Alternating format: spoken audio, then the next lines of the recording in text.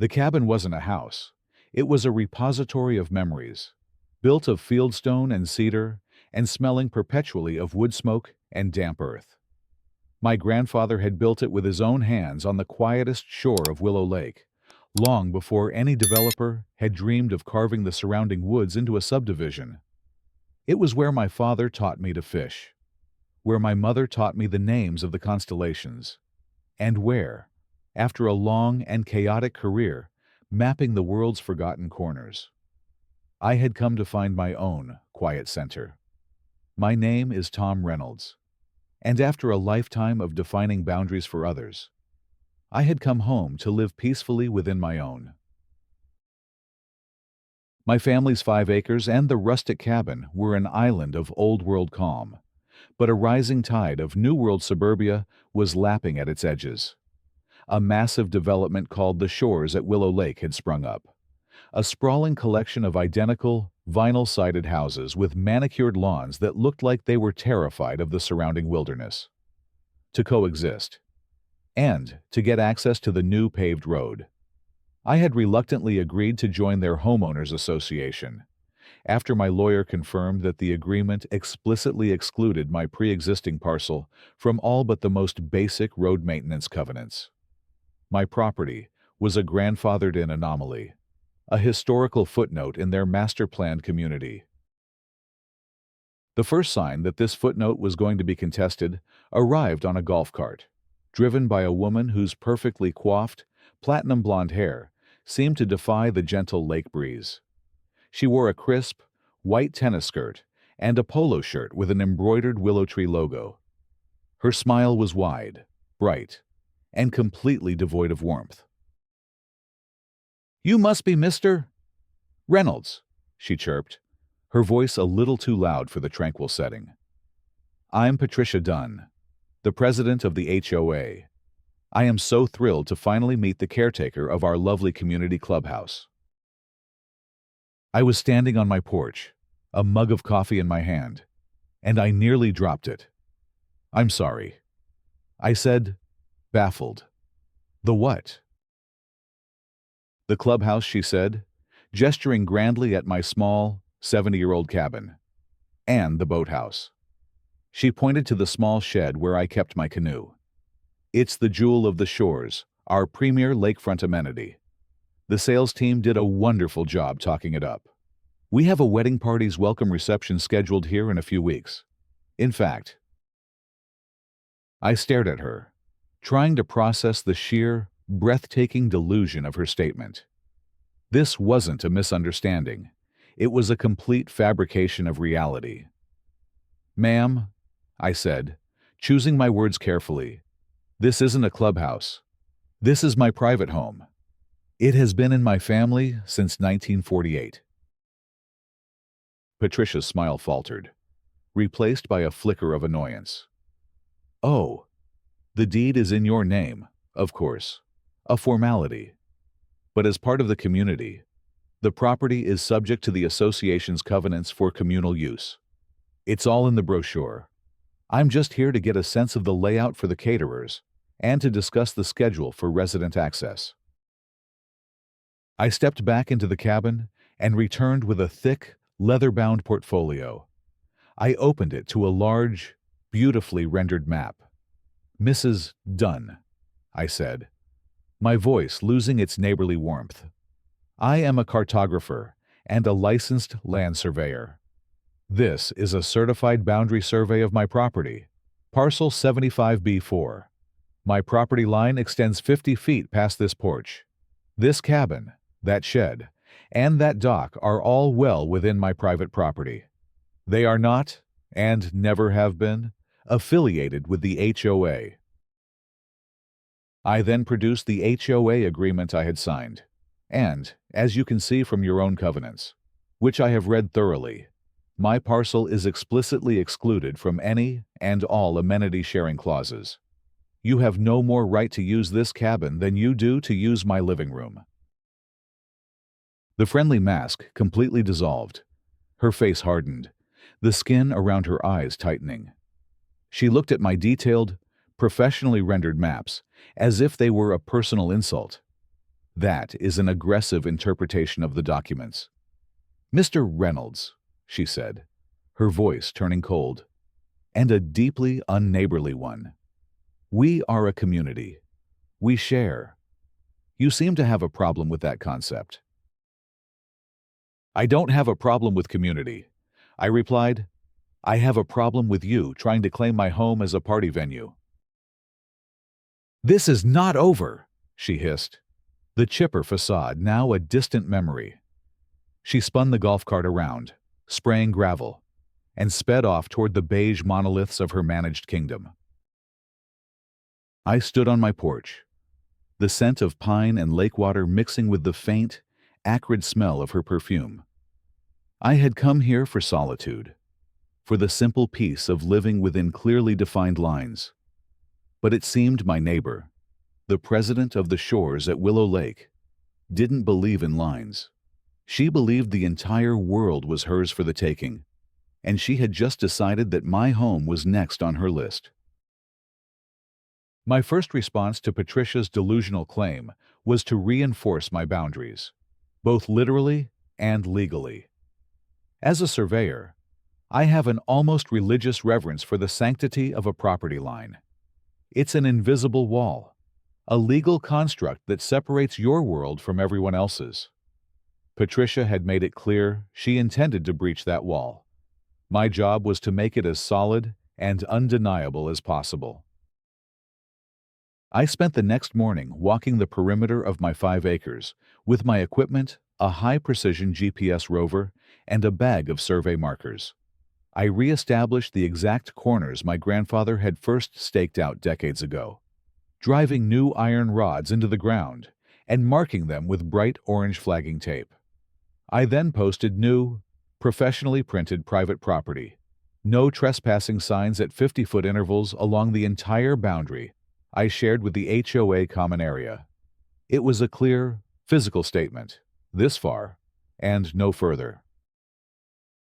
At the same time, I began to build my defensive case.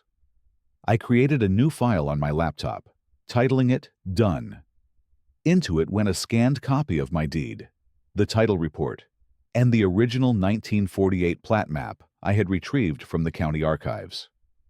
I also downloaded the HOA's master plan and all its filed covenants from the county clerk's website. I spent hours cross-referencing every document, highlighting the specific clauses that proved my property's exclusion. My cabin was filled with maps, and now I was creating the most important one of all, a legal map of my own defense. Patricia's first counterattack came not in person, but in the form of an official-looking envelope in my mailbox. It was a notice of violation from the HOA's Architectural Review Committee, which I knew she chaired. The first violation was for the color of my cabin. The dark, rustic green of the trim, a color my grandmother had chosen in the 1950s, was deemed out of harmony with the community's approved palette of neutral earth tones. The second violation was for my dock. The old sturdy wooden structure my father and I had rebuilt 20 years ago was cited as an unapproved and potentially unsafe structure, lacking the required modern composite decking. The notice concluded by informing me that I had 30 days to repaint the cabin trim to an approved shade of beige and submit an engineer's report and a formal application for the dock. Failure to comply would result in a fine of $100 per day. The absurdity of it was breathtaking. She was trying to use the aesthetic rules of her brand-new, cookie-cutter subdivision to govern my historic family cabin. It was like telling a mountain it needed to be more symmetrical. I wrote a polite but firm response, once again citing the exclusion clause in the covenants, and stating that my property was not subject to the architectural guidelines of the shores at Willow Lake. I sent it via certified mail. I also made a call to an old friend, a real estate lawyer named Sarah, and gave her a summary of the situation. Tom. She's got nothing, Sarah said, after laughing for a solid minute. Her covenants don't apply to you. But women like that don't care about the law. They care about power. She's trying to bully you into submission. Document everything, every letter, every conversation. Create a timeline. If she escalates, we'll be ready. The file grew. I added the violation notice, my response, and a note summarizing my call with Sarah. My professional life had been about creating clarity from chaos, about drawing precise lines on messy landscapes. I was now doing the same thing. But the landscape was a legal one, and the chaos was a single, determined woman. I thought, perhaps, that my firm, legally grounded response would give her pause. I was wrong. It only enraged her. Her next move was to escalate from bureaucratic nonsense to minor, deniable acts of vandalism. I came out one morning to find all the new private property signs I had posted had been torn down. The metal bent and twisted. The wooden stakes snapped. The bright orange flagging tape I had tied to the survey markers had been cut into small pieces and scattered like confetti. It was a petty, childish act, but its message was clear. Your lines mean nothing to me. A few days later, I went to my boathouse to take my canoe out on the lake. The heavy padlock on the door was jammed. I looked closer and saw a clear, viscous substance oozing from the keyhole. Superglue. It took me an hour with a pair of bolt cutters to get the door open.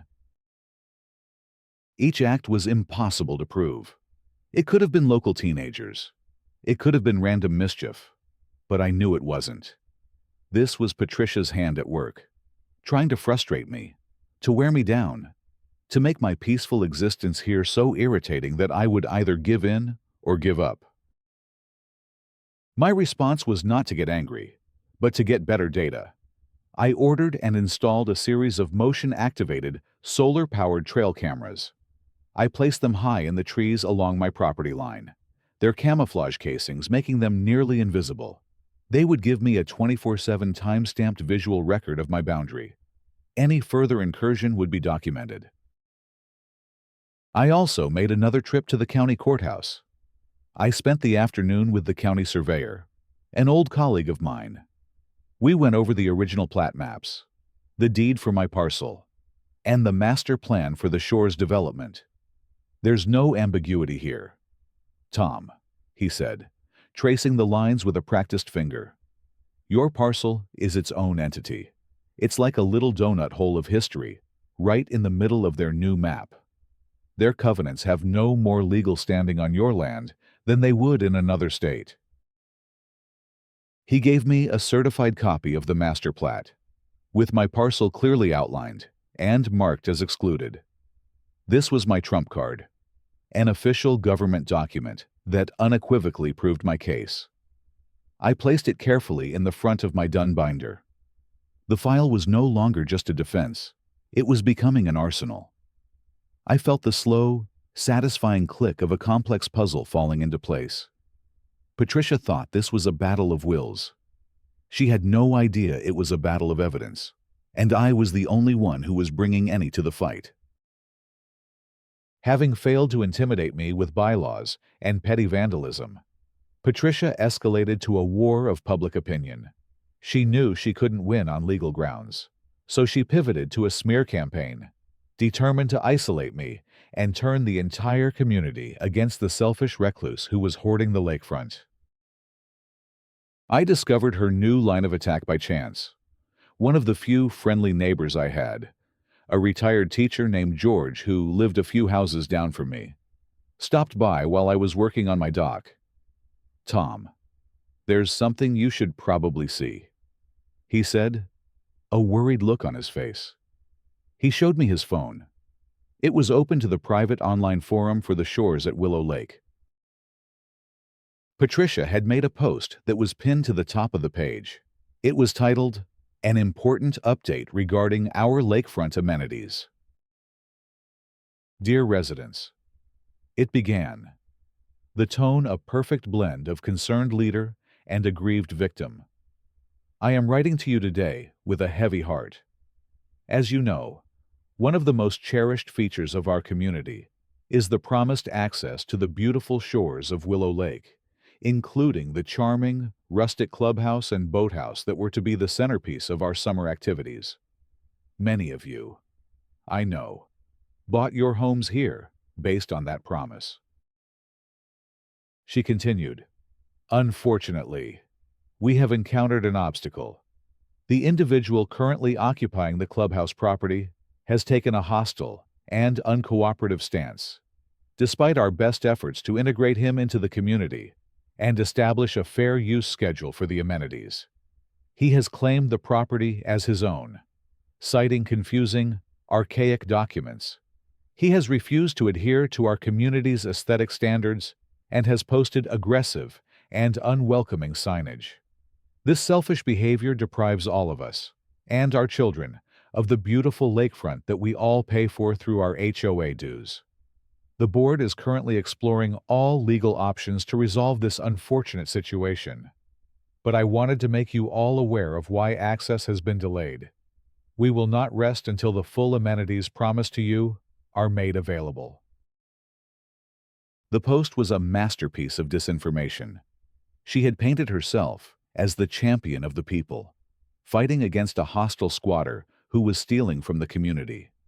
She called my legally filed deed confusing, archaic documents, and my no trespassing signs aggressive.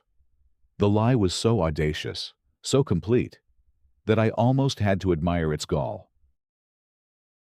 The comment section was a toxic cesspool of her supporters, whipped into a righteous frenzy. "This is an outrage. We were promised a clubhouse. How can one person be so selfish? Kick him out. Thank you for fighting for us. Patricia, don't let this guy push us around." George shook his head.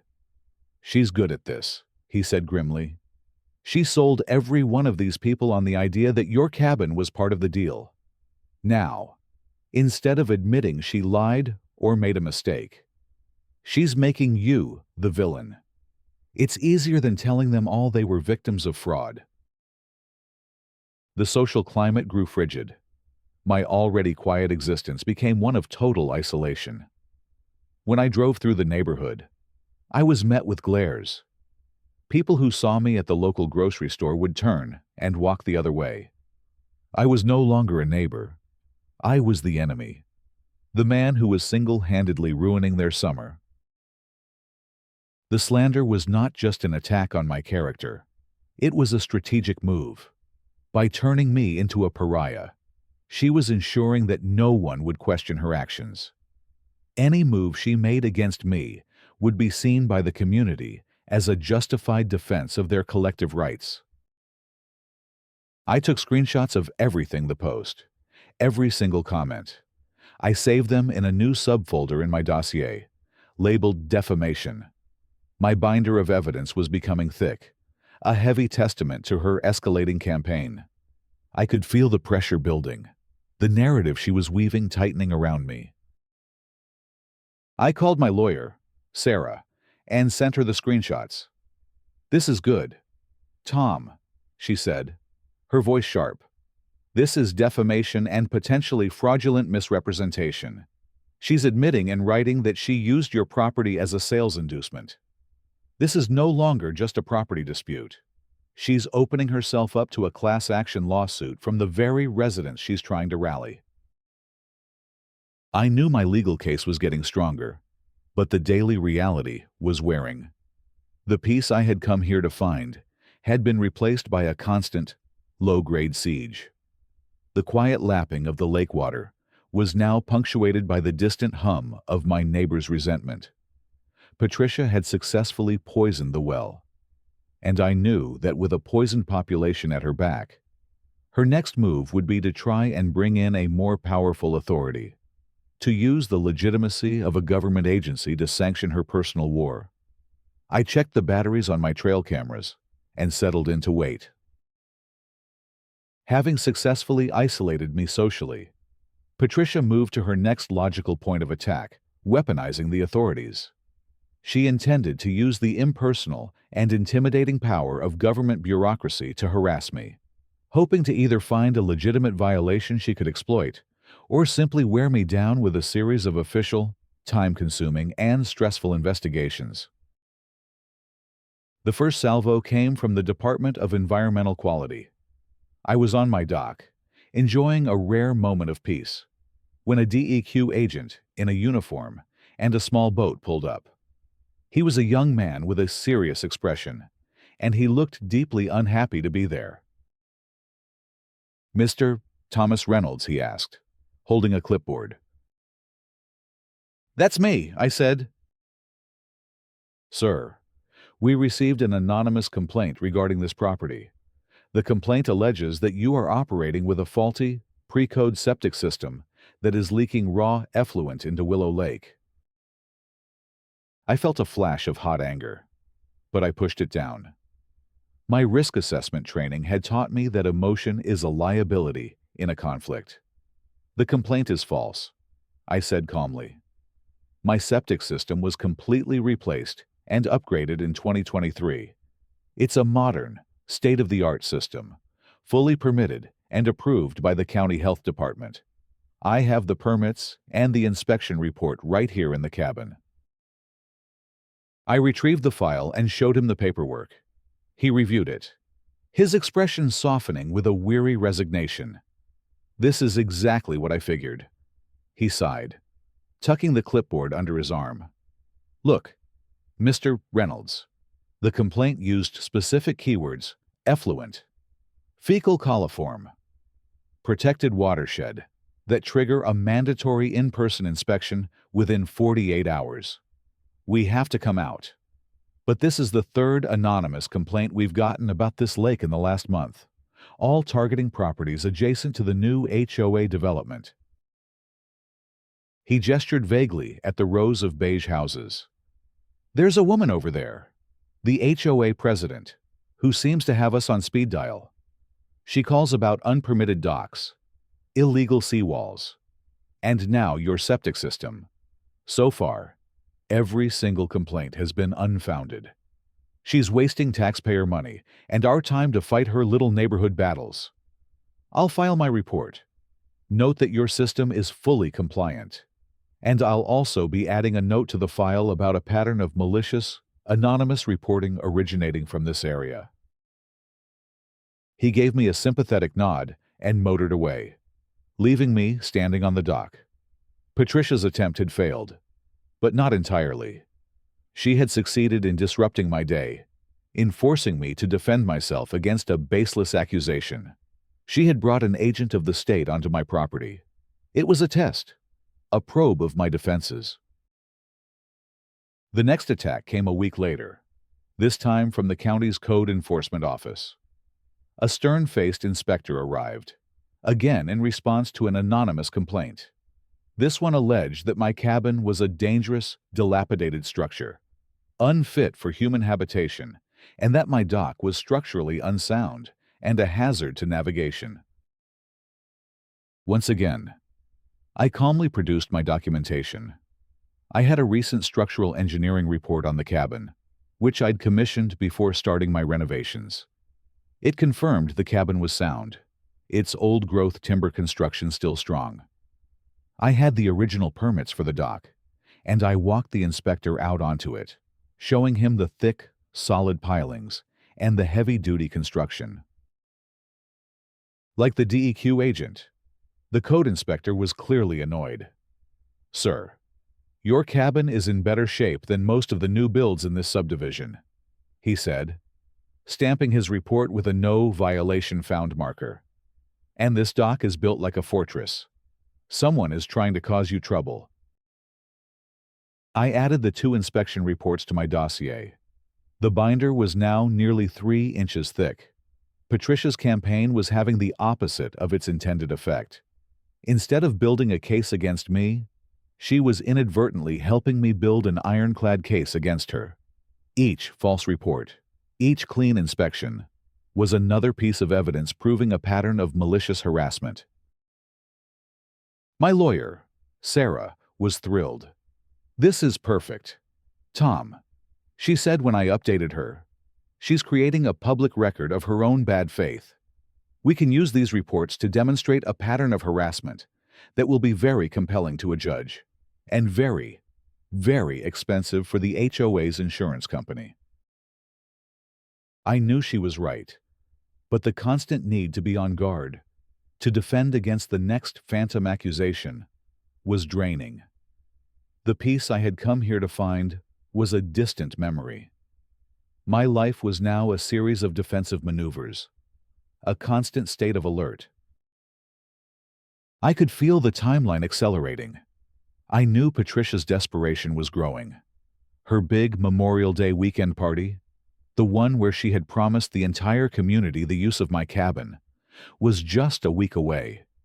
She had failed to remove me through bylaws, through vandalism, through slander, and through the weaponization of regulatory agencies. All she had left was a direct, final confrontation. The thought filled me with a sense of grim finality. The quiet war of paper and procedure was about to end, and something much louder was about to begin.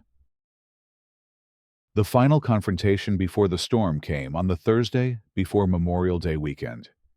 The air was thick with the promise of summer, but a palpable tension hung over my small piece of the lake.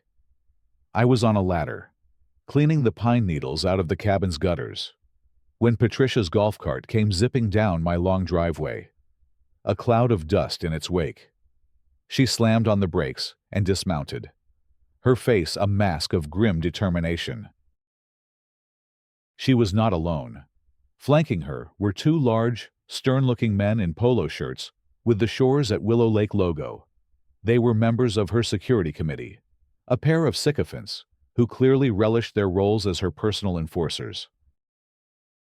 "Reynolds," she barked, not even bothering with the pretense of my first name. "We need to have a final discussion about this weekend." I descended the ladder slowly, deliberately, my movements calm. I set the ladder against the stone wall of the cabin and faced them, my arms crossed. "There's nothing to discuss. Patricia, you know where my property line is. Stay on your side of it." "Do not be obtuse," she snapped, her voice rising. "I have 150 guests arriving on Saturday. Caterers, a bartender, a string quartet. They are all expecting a charming lakeside reception, the reception you are going to host." It was not a request. It was a command. "I'm not hosting anything," I said, my voice flat. "This is my home. You are not welcome here. Your guests are not welcome here. That is the final discussion." Her face, already tight, seemed to shrink with rage. The two men beside her took a half step forward, a coordinated, thuggish movement.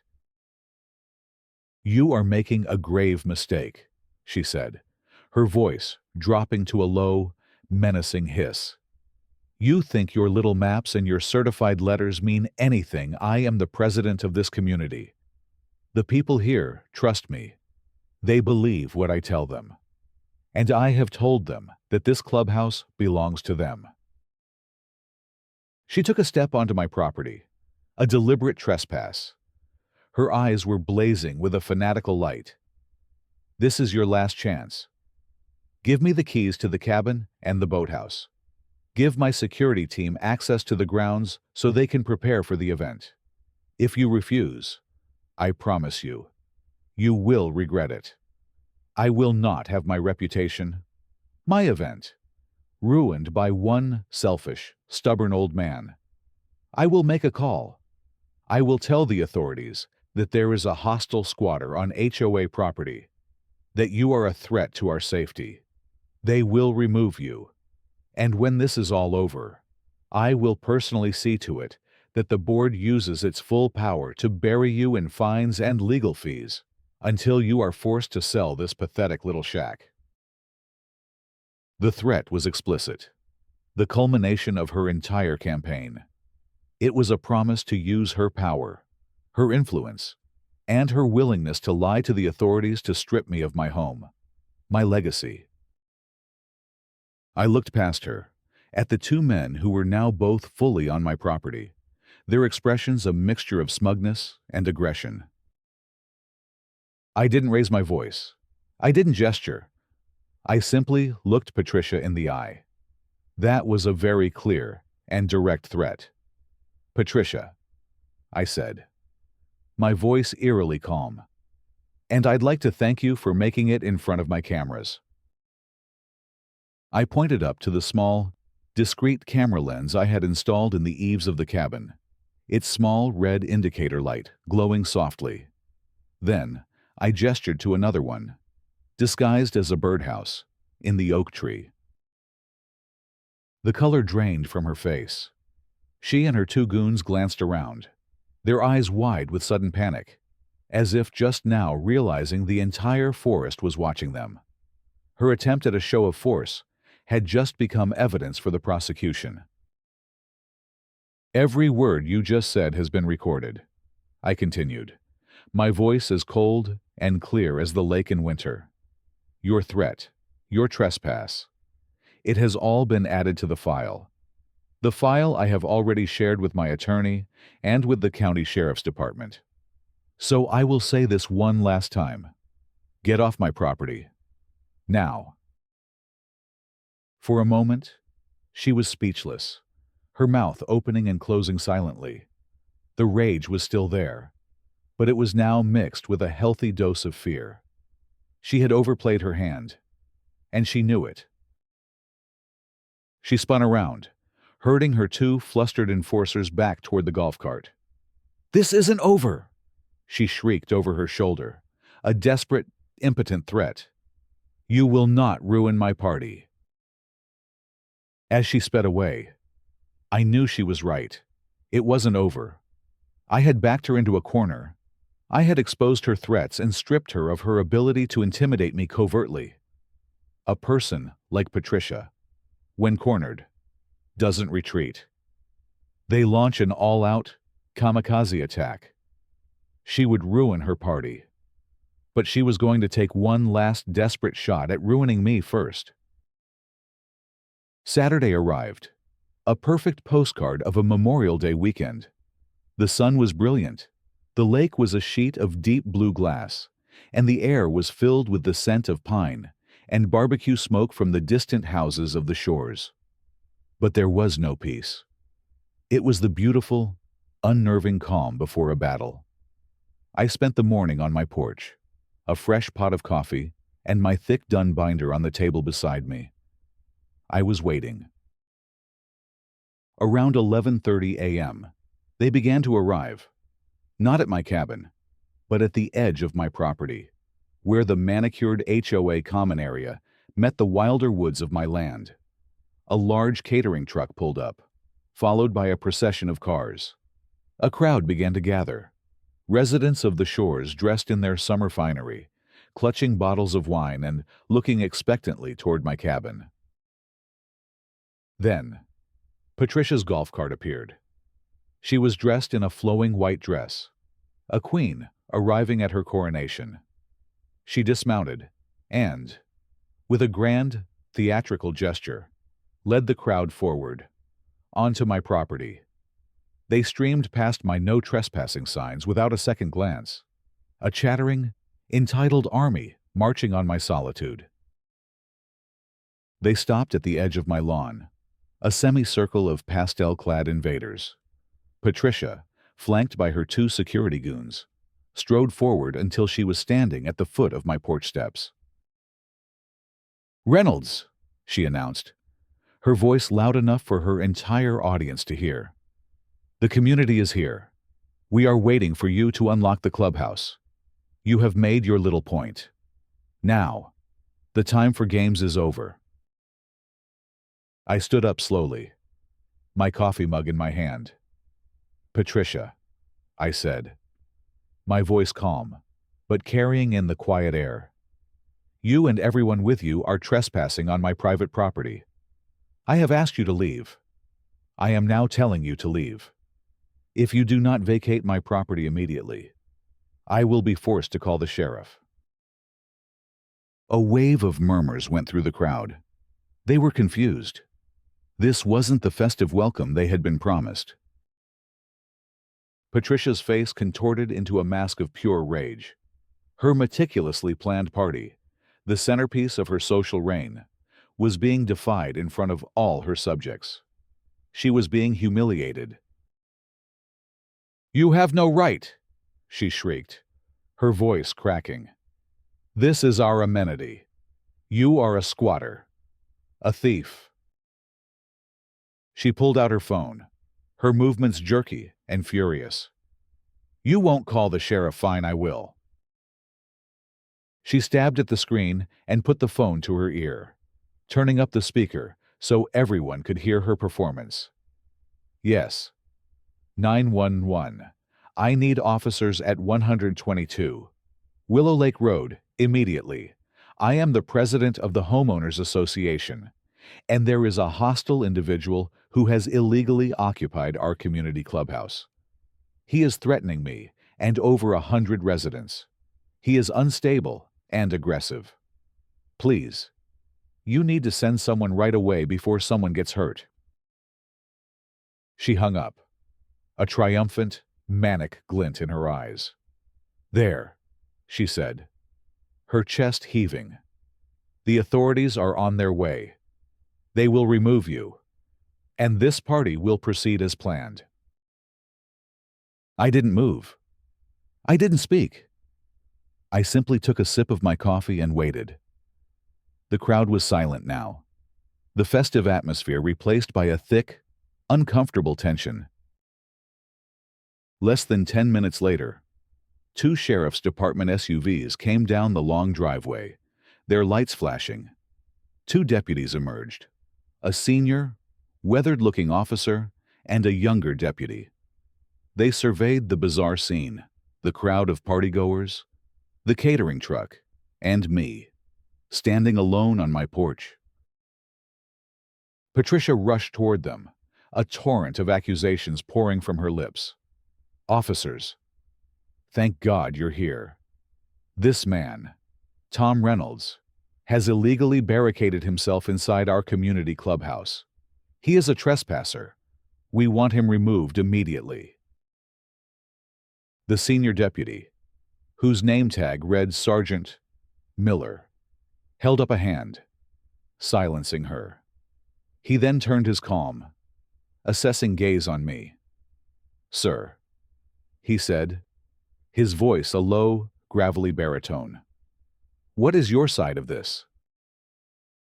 This was the moment, the culmination of months of planning, of documentation, of quiet, methodical preparation. "Sergeant," I said, my voice clear and steady. "My name is Tom Reynolds. I am the legal and sole owner of this property. The woman you just spoke to, Patricia Dunn, has been engaged in a months-long campaign of harassment against me, and I believe she has just committed a serious crime by knowingly filing a false police report." I gestured to the binder on my table. "If you'll step onto my porch, I can provide you with the documentation to prove it." "Signed." Miller's eyes narrowed slightly. He exchanged a look with his partner, then nodded and walked up the steps. I opened the binder. "This, Sergeant," I began, "is the original 1948 deed for this 5-acre parcel, recorded and certified by the county. This is the official, current county plat map, which clearly delineates my property, parcel 75B4. And this," my voice hardened, "is the master plan for the shores at Willow Lake, HOA, the one Mrs. Dunn herself filed with the County Planning Commission. As you can see, the HOA's property explicitly ends at the tree line, 100 feet behind where we are now standing. My property was never part of her development." I then turned the page. "This is a certified letter I sent to Mrs. Dunn 3 months ago, containing all of this information. She has been fully aware of the legal boundaries of her authority from the beginning. Her claim that this is HOA property is not a mistake. It is a deliberate and fraudulent misrepresentation. Her sales brochures, which I have also included, which advertise this private residence as a community clubhouse, constitute real estate fraud. I played my final card. And this, I said, pulling out my phone, is an audio and video recording from 2 days ago, in which Mrs. Dunn, standing right there on my lawn, threatens to have me forcibly removed and to bury me in legal fees if I don't surrender my home to her for her party. It also captures my verbal warning to her that she was being recorded. Sarnt. Miller looked from the pristine official maps to the video playing on my phone, then back to Patricia, whose face had gone from enraged to ashen. The entire crowd of residents was now staring at her, the pieces clicking into place in their minds. They weren't being defended. They had been conned. The sergeant's expression was like stone. He stepped off the porch and walked over to Patricia. His voice was low, but every word carried in the stunned silence. "Ma'am, based on the evidence presented by the legal property owner, it appears you have knowingly and maliciously filed a false report with law enforcement. You have misused emergency services in what is clearly a civil dispute, and in doing so, you have made false accusations of a criminal nature." He turned to his younger partner, Cuffer. The collective gasp from the crowd was audible. Patricia stared in utter disbelief as the young deputy pulled her hands behind her back and the metallic click of the handcuffs echoed across the quiet lakefront. The Queen had been dethroned in front of her entire court. Her party was over. The resolution was swift and deeply satisfying. Patricia Dunn's arrest for filing a false police report was just the beginning of her downfall. The evidence I had so meticulously compiled, the documented harassment, the financial analysis from my lawyer, the recordings of her threats, and the clear-cut proof of her fraudulent claims about my property, was turned over to the district attorney's office. She was ultimately charged with not only the false report, but with misdemeanor stalking and several counts of wire fraud related to her sales misrepresentations. The homeowners of the shores at Willow Lake, realizing they had been victims of a significant real estate fraud, quickly banded together. They hired their own lawyer and filed a class action lawsuit against Patricia and the original developer. The HOA was thrown into chaos. The board was dissolved, and an interim committee was formed, led by my neighbor George, the retired teacher. Their first official act was to draft a formal, written apology to me. Patricia's life unraveled. Drowned in legal fees and facing criminal conviction, she was forced to sell her home and leave the community in disgrace. The lawsuit from the residents resulted in a significant settlement, forcing the developer to build the actual lakefront clubhouse they had promised in the first place, on actual HOA property. With Patricia gone, a new era of peace descended on Willow Lake. The new HOA board was reasonable and respectful. They honored the legal boundaries of my property without question. The glares from my neighbors were replaced with waves and nods of respect. Some even stopped by to apologize personally for having believed Patricia's lies. I accepted every apology. They were victims, too. My life at the cabin returned to the quiet rhythm I had sought. I spent my days on the lake, my evenings by the fire, the only sounds being the call of the loons and the gentle lapping of the water against my old wooden dock. My property lines, once a source of conflict, were now just quiet, invisible markers of my own peaceful world. I had come home seeking sanctuary and had been forced to fight a war. But in the end, by relying on the quiet, unassailable power of facts, maps, and the simple truth, I had secured a victory more profound and lasting than I could have ever imagined. My peace was absolute.